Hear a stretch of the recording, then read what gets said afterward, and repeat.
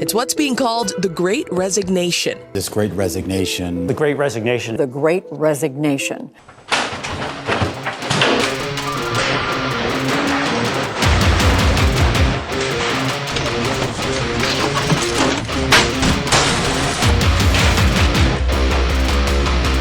What's going on? Computer virus?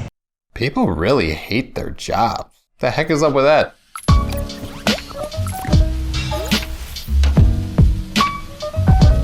It seems more and more in the modern world that there is just such a level of dissatisfaction with what people do for a living.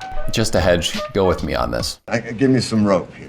According to the Hungarian-American psychologist Mihaly Csikszentmihalyi, when he discovered the flow state, he found that people find genuine satisfaction during a state of consciousness called flow. In this state, they are completely absorbed in an activity, especially which involves their creative abilities. Yeah, nobody has time for that in their jobs nowadays. Let's be real. According to a McKinsey study, the average employee spends about 28% of work time spent on email and checks their email on average 11 times per hour. What even is that? It's like what are voting pins? Like, what are those? No thanks. I'm good. Take the pin. You know what? It makes a hole in my jacket. Another interesting stat is that 50% of an organization's time is spent on meetings. And the amount of time that people spend in meetings has been increasing since 2008. This is not a meeting about the show. This is a meeting about having a meeting. When problems come up and people are frustrated with their job, everyone's first instinct is to go to HR or their boss with what they are upset about. And not much really changes. Oh, hey Dimitri, how's it going? Hey, can I come in? Yeah, go ahead and take a seat. Thanks. To be honest, I'm really frustrated with my workload. Oh, I see, yeah. And all the things just on a day-to-day basis. I get interrupted all the time. Yeah, a lot of interruptions, huh? Yeah, and it makes me kind of hate my job. I can't get any work done. Yeah, really hard, you know. I get interrupted, I have meetings nearly all day. I have no time to get better at my job, which is what I get paid to do. I see you, I hear you, I acknowledge you. What? Hello, I see you, I acknowledge you, I connect with you. Well, that didn't work out. In order to get more insight on this problem from an HR perspective, I talked to fellow content creator David Milan about this, as I wanted to know from an experienced HR professional what is going on. I think there's some confusion when it comes to what HR actually does, and in particular, how much power the HR function has when it comes to organizational culture. In some cases, I'll be talking with friends about work and they'll be complaining about a bad leader or a bad company culture that they're having to work in. And they'll say to me, why doesn't HR do something about this? Why don't they fix the culture? And I'll take the time to explain to them that whilst HR has a big role to play in terms of organizational culture, ultimately, culture is bigger than just HR by themselves. And it requires changes by leaders in the organization. So HR can come up with new behaviors, they can come up with new values, they can run training programs or facilitate engagement surveys to see how things are going. But ultimately, if the leader of a team or the leader of a department or the CEO doesn't want to make changes, the culture will stay the same. In some cases, it can be helpful to think about HR professionals almost like a personal trainer. They can come up with a program for you and they can provide guidance and coaching on behavioral changes that you need to make.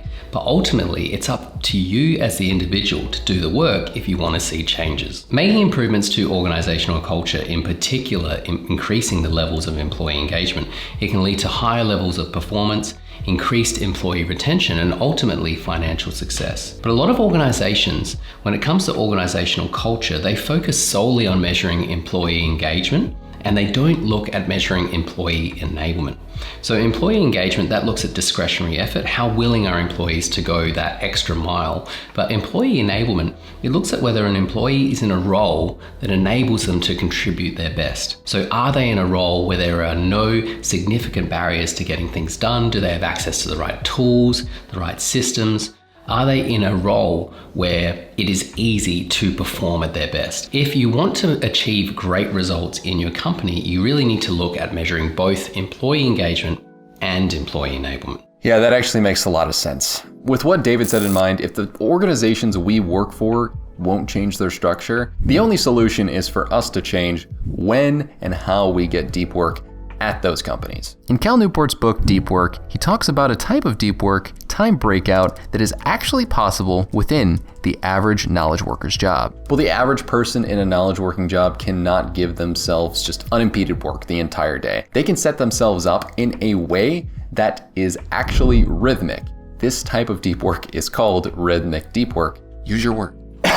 You thought I wasn't gonna bring up time blocking in this video? Ha! Wrong. Rhythmic deep work is quite literally just time blocking. Since you have about 3 to 4 hours of deep work in the tank of your mind every single day, it's actually not impossible for you to try to fit in that total time in various blocks throughout your 8 to 9 hour workday. Now I know in order to even get these time blocks to happen, you're going to need to probably ask your boss some questions that may be awkward. So let's talk about how you can convince your boss of this before I get into all of the specifics that you should ask. The root argument that you can use comes from one simple equation. Work accomplished equals time spent times intensity. Well, deep work may actually improve your happiness by getting you into a flow state. You also are just going to get more work done, which is not the worst argument in the world when talking to your boss. By talking about the following requests with these scientific facts in mind, it will do one of two things for you. It will either give you an opportunity to master your craft at a better rate and help you climb what ladder you want, or it will tell you that your job sucks, you should leave your job, never go back to this job, this is the worst job in the universe, you're never gonna have a job that's as bad as this. Not really, but like it's going to tell you that this job may not give you the best opportunity to improve your skill set. Deep work, focused work, that is where you can take yourself and improve the quality of what you can bring to the table for any company. So if a company does not want to help you achieve this, maybe it's not a long-term thing. Here are 4 ways that you can achieve deep work at your job without hurting the bottom line. Number 1, ask your boss if you can start an hour early and leave an hour early. So if you have an 8:30 to 5:30 schedule, maybe work from 7:30 to 4:30, because if you're uninterrupted for the first few hours of work, you're going to get a nice deep work block in every single day that the other people at the company aren't able to have. Explain to your boss how the interruptions are really getting to you, and you can prove to your boss that you will actually produce more work in this framework than the other way around. Number 2, if you're at a small company, ask that meetings that you're in or that you want to be in are only at a certain time of the day. Like imagine a day where you quite literally only had meetings in the morning, in the very middle, or at the end. That would be pretty ideal for your deep work. Well, this one may be a little harder to get done. If you can make it possible to get out of some meetings or at least have them batched, then you are going to be able to have much more time blocked deep work in the day.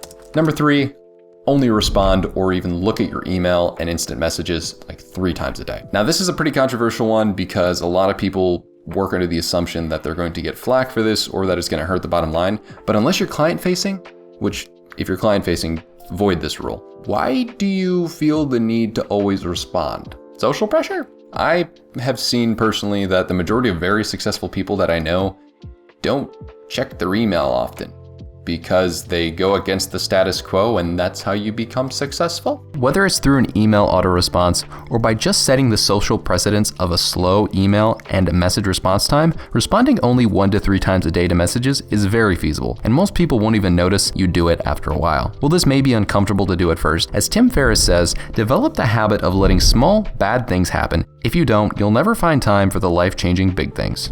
Okay, number 4. This is the sketchiest one, so I'm gonna neither confirm nor deny whether I have ever done it or have seen people I know would do it, but do shallow work during shallow work situations. So that means not only when there is a banter in the office going and that you're really not able to focus on like your actual work.